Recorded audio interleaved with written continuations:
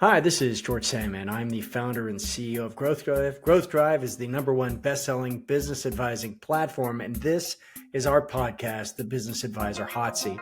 Now, in the hot seat, you're going to hear from industry leaders, thought leaders, your colleagues who are going to share tips, techniques, war stories about building a thriving advisory business based on delivering client wins. We're going to get into it. We'll get into it about the Growth Drive methodology, the Clarity software, what we see out in the world, so much more than just the system. And I'm also the author of The Growth Driving Advisor, which is based on over a decade of being an advisor to advisor, working with you and your colleagues, helping them build their practices, helping them through client engagements, and it's really proven strategies for leading businesses from stuck to best in class. Check it out.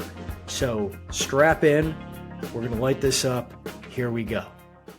Hey guys, this is George. I'm the founder and CEO of Growth Drive. I run the Business Advisor Hot Seat. That's our podcast. And I thought we'd do a bonus this week. On top of our regularly scheduled programming, I'd like to take something that I learned out at the Business Enterprise Institute conference and share it with you. Okay, so listen up. This is good stuff. I'm putting a challenge to you. I'm putting a challenge to you, business advisors. I'm putting a challenge to you, wealth advisors. How do we solve the market's challenge by working together? It's called the Kumbaya lie. Here we go.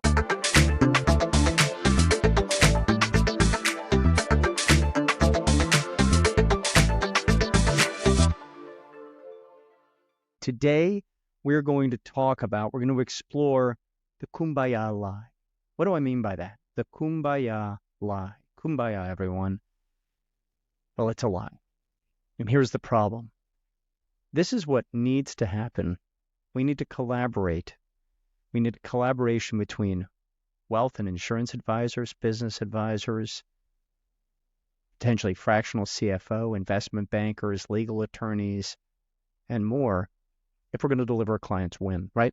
And what's the win? The win is when their personal and professional goals line up at the same point in time on the horizon. That is the ultimate strategic plan.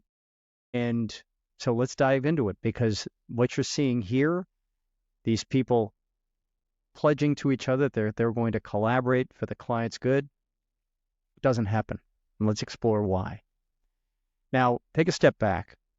Let's look at our foundational data. What do we know? Guys, 13 years in the business, over 50,000 client interviews run by you and your colleagues with business owners and CEOs, and we know that 62% want to grow their business, 21% want to make their business easier to run, and 17% are preparing to exit. 86% of CEOs must increase business value in order to fund their family's wealth plan.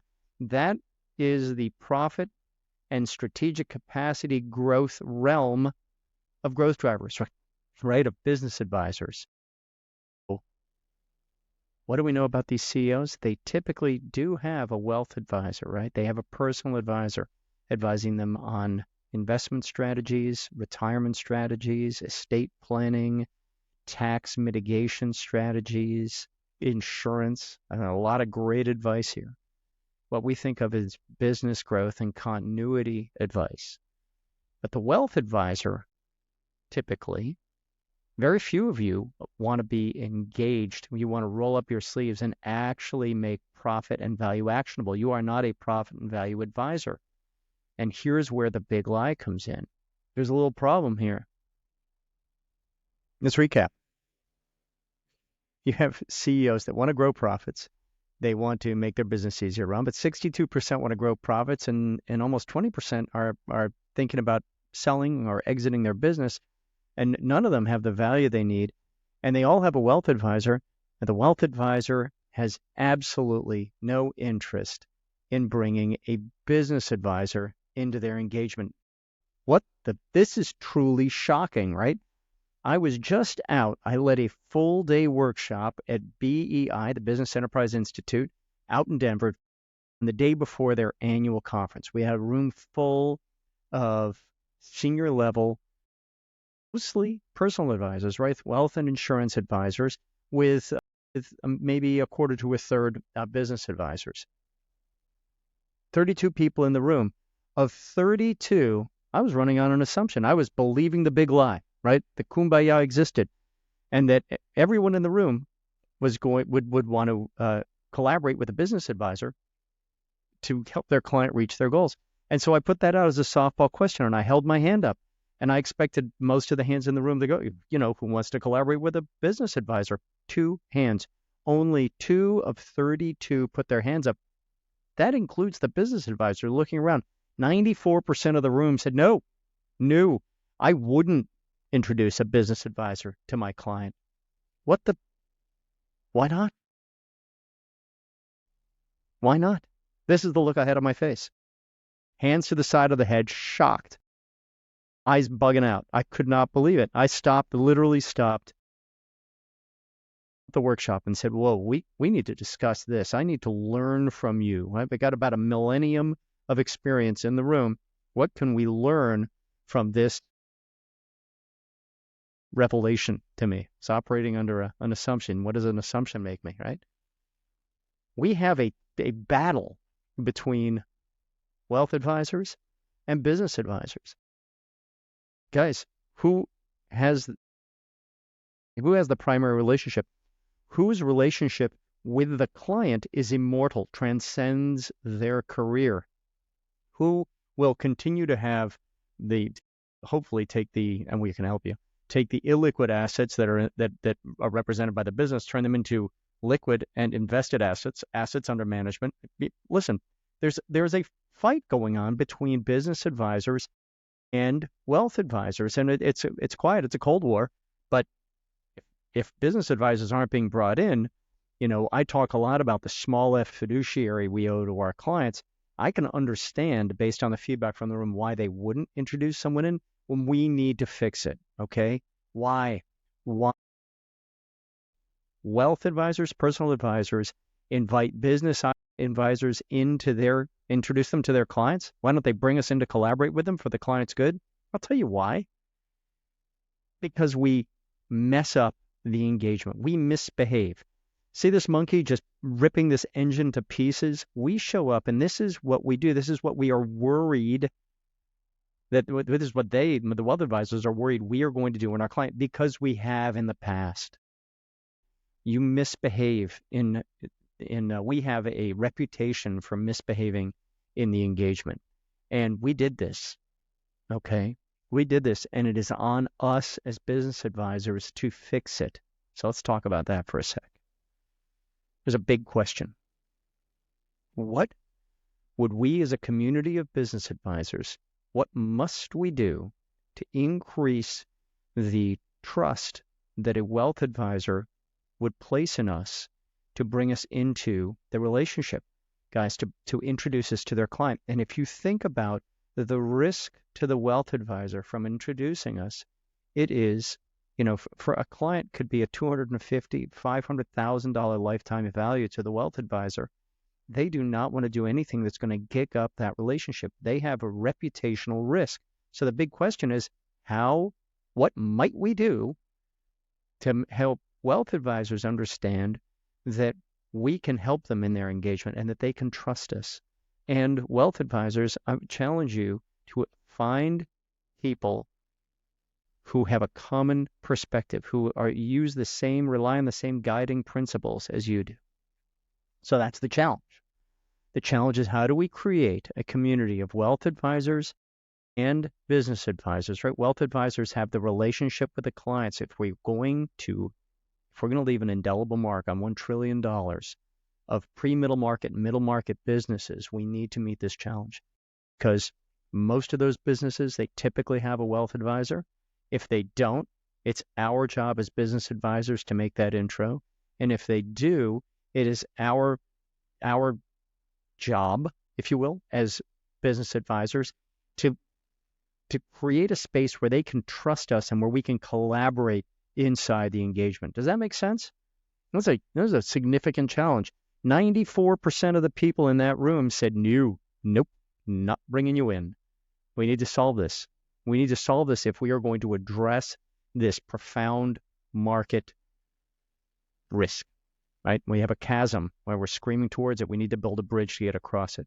Now, Was that just yesterday? I think yesterday we did a 1 hour question and answer Stump the Chump with Mike Garrison, a good friend of mine from Strategic Referral Team. Mike Garrison, he only works with high net worth wealth advisors, right? On developing a referral driven business development engine. Mike is a smart man, and he recognizes one of the problems that his ideal client, his typical client has, is that they don't have business advisors that they can trust, right? Now, how do we create trust? By the way, Mike's going to be at our Growth Drive Summit here in September. He's participating, sleeves rolled up, brings a lot of wisdom to the room, and he's going to be leading a session on referral-driven biz dev. So lucky to have him. He's a good friend, a good member of this community. Let's get into the answer. We have, Growth Drive has a certification program. We don't require people to take it. It's a very good program. It has very highly rated.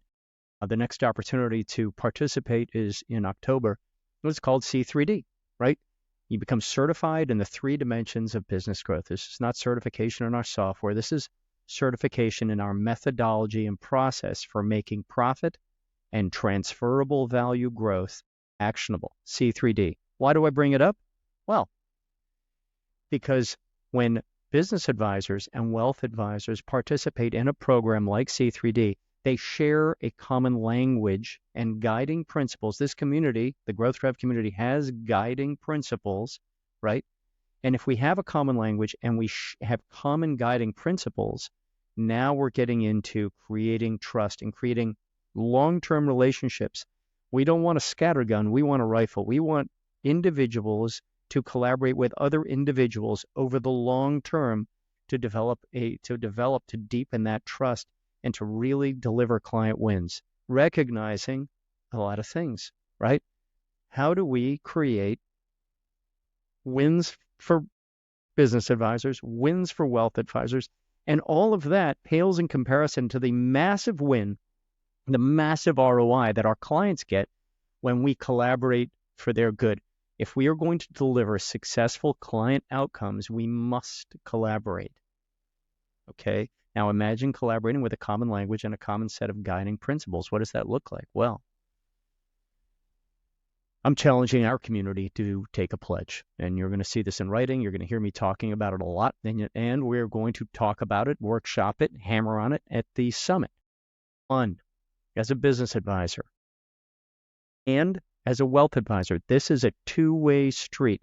Wealth advisors, if you want us to bring you into our clients, and I commit to you that I'm going to push hard. I'm going to call BS on people not doing that. And business advisors, if you want to be introduced in, so don't sit with your hand out. You need to say, I honor to each other. I honor your relationship with the client and your role.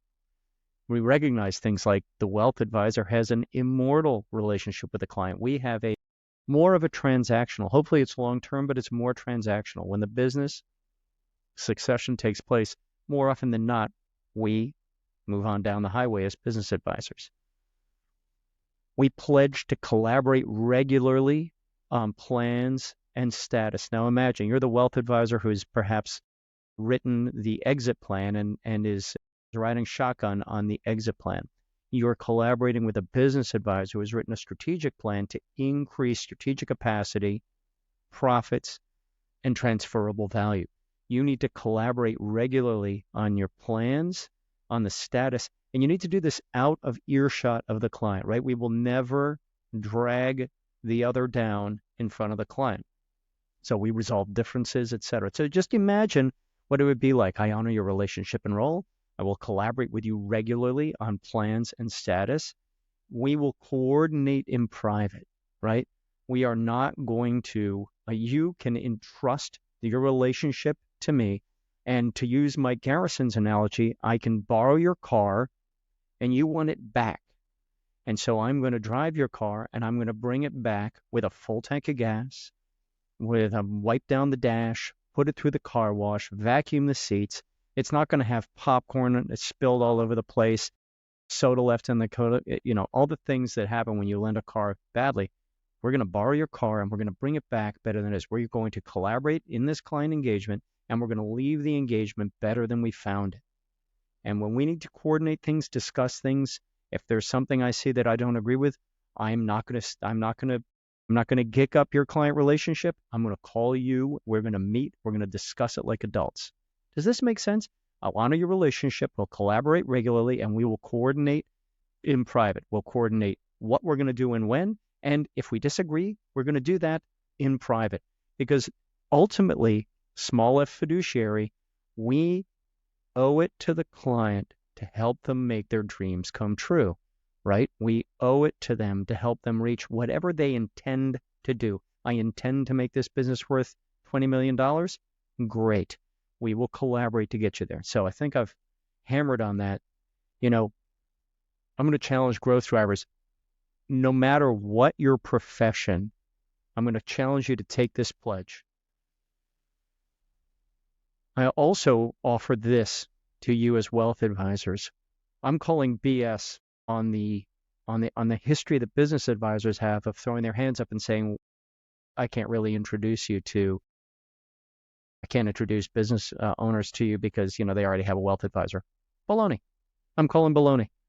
We are committed to referral equity. And you can learn about that at the summit. You're going to hear me talking about it. Referral equity. Referrals are a two-way street.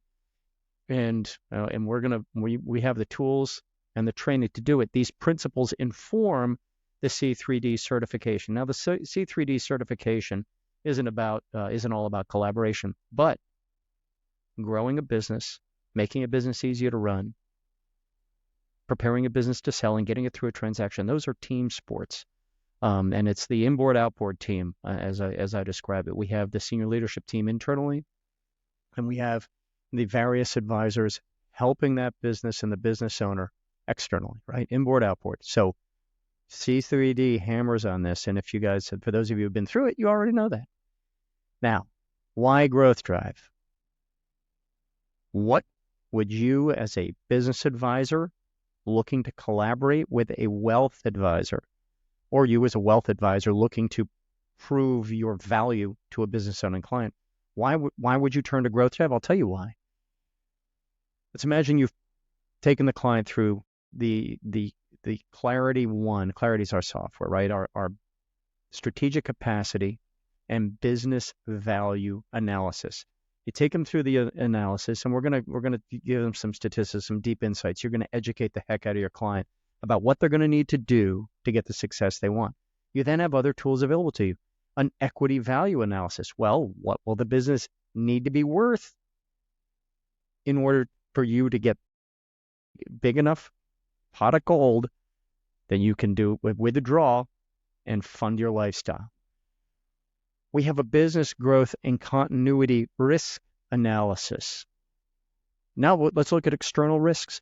Let's uncover opportunities as business advisors. And imagine, wealth advisor, imagine if you have a business advisor that's sitting on with a client saying this. I'm not a wealth advisor and I'm not an insurance advisor, but what I do know is that there are advanced wealth planning, sophisticated compensation, and sophisticated insurance instruments that can help you nail your people's feet to the floor, create collaborative accountability, stabilize the business, protect future cash flow, and position your business for growth. Wow. As a business advisor, you might be saying, hey, now that I've run this business growth and continuity risk analysis, I know you have a wealth advisor. You're working with Frank over at XYZ RIA, and Frank's great. I played golf with him last weekend. Good guy. But has Frank ever had this conversation with you? Has Frank ever asked you these? No, he hasn't. Listen, Jane will do a free consultation. Jane's not trying to muscle in on your relationship with Frank, but Jane can give you a free consultation. She's a wealth advisor who specializes in businesses as an asset and the business's ability to contribute to your family's wealth. Do you think you have time to meet with her? Imagine having that conversation as a business advisor. Imagine being Jane, right? With a business advisor out there looking out for Jane. And guys, please, we'll be leading workshops on this, and there's a module inside C3D on this exact issue. We have simulator. What will the business need to be worth down the road? When you start putting these things together, so I understand the future value of my business. I understand I'm getting an education from my advisor about business growth and continuity. And by the way, plug for BEI. BEI does business continuity training, right? It is a very cost-effective and time-effective training. Call them, go to the website, exitplanning.com, check it out. It's a fantastic program. Simulator says, well, based on how you've been growing, what are our odds of making it there? What is going to need to change? Simulator is really powerful. So a lot of tools inside the clarity, strategic capacity, and business value analysis to help make this link up, create the reality on the ground in which we can have a kumbaya. And hit it again with C3D being our common language. Now, why would a wealth advisor participate in the C3D certification? So that you learn, so that you can hang in the conversation, so that you have a good foundation in strategic planning, in business operating systems, in execution, in KPIs, in keeping score, all the things that a business advisor, so when a business advisor says, I'm doing X, you have a foundation of knowledge and say, oh, I think I notionally understand what that means. Let's talk. Let's coordinate. I just want to be, so when you're copied on emails or you're invited into meetings, we all are speaking the same language because this is the language we use with our clients, right? Now imagine if we can create a team that is coordinated, that is collaborative. Now, I hammer on collaborative accountability for the senior leadership team. The same exact principle applies to collaborative accountability for the advisory team. And imagine these advisors, partying, celebrating the fact that they have gotten their client to where the client intended to go. How good is that for the advisors? How great is that for the client? And imagine, will you ever have to look for new engagements, for new clients if you're delivering this type of experience to your advisory team? The people inside your circle of trust? Guys, this is what we pledge. What I promise you, we are putting in the marketplace. Most of the people in the Growth Drive community today, you can trust 100%. Call them. They understand. They have, by and large, been through this kind of training, and we will be reinforcing it. So I hope this all made sense. We need to turn that kumbaya lie into kumbaya, right? We need to promote, to fuel, foster collaborative accountability so that we can deliver the client's win. Let's work together to create happy endings. Okay? Take your phone, hit this QR code if you want to learn more. I hope you got some value out of this. About how to. Any questions? George Sandman. You can Google me. Easy as heck to find. All right? Thank you.